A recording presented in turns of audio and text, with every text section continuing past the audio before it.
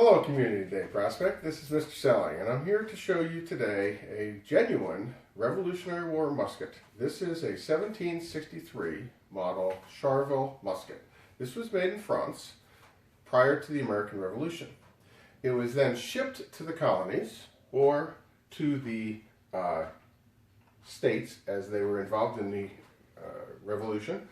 We're not exactly sure when. We don't even know exactly when this weapon was made. It was made sometime between 1763 and 1774.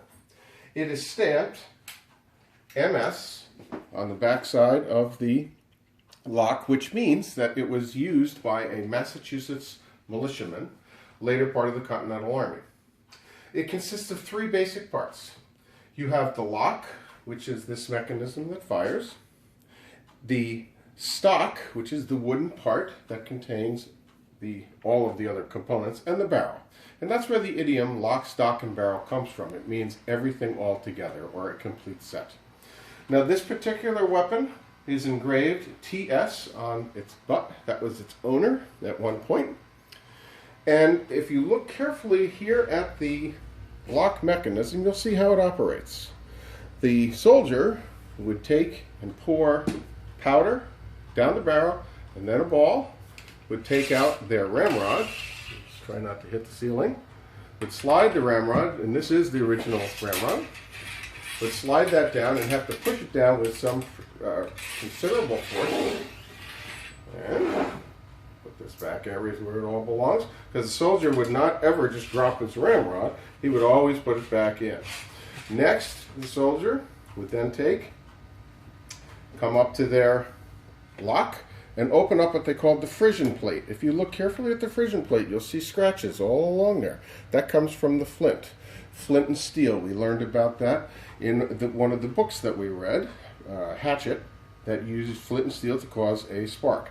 Pour a little bit of powder in here. The soldier would close the frisson plate, would open or cock it, and when the soldier fires the weapon, and I'm not going to fire it because I don't want to break anything, because this is an old weapon, it goes forward, hits the frisson plate, causes a spark, which ignites or catches on fire the powder. And there's a little hole, that's called the touch hole, and that goes into where the powder was poured down the barrel. That all comes together, ignites the powder in the barrel, which propels the bullet out of the weapon. Now look at how long this weapon is. This weapon weighs almost 9 pounds. A modern M16 assault rifle weighs just over 6 pounds and is only about that tall. This weapon, if you look here at my face, comes up, almost up to my chin. The average soldier in the Continental Army was this tall, where my hand is.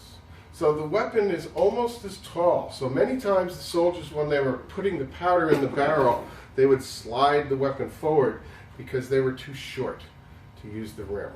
And that was actually part of the manual of arms. The barrel is 43½ inches long.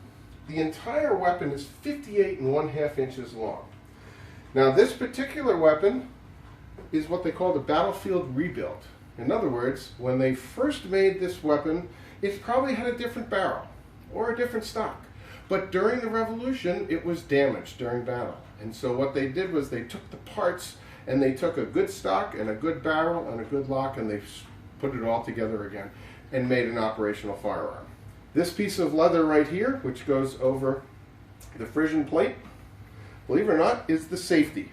And that keeps the weapon from accidentally firing. Should this fire, it would hit the leather instead of the metal and it would not ignite. This does not have a sling. You can see this original sling hooks here. And the soldiers would put the sling on so they could put it over their shoulder. But unlike modern weapons, they did not carry the weapon this way frequently. Most soldiers carry the weapon like this, because it's easier. And the way we can tell this is if you look very closely here, you'll notice that the wood is thinner right there. And that is exactly where the soldier would put his hand and carrying his weapon, because that's how you march down the road. If you have any questions, go ahead and email me at bselling@cdcps.org. But this was used in the American Revolution and was the most common weapon used by American soldiers in the American Revolution. It was manufactured in the country of France, who of course was the historical enemies of England. And that's why we got them.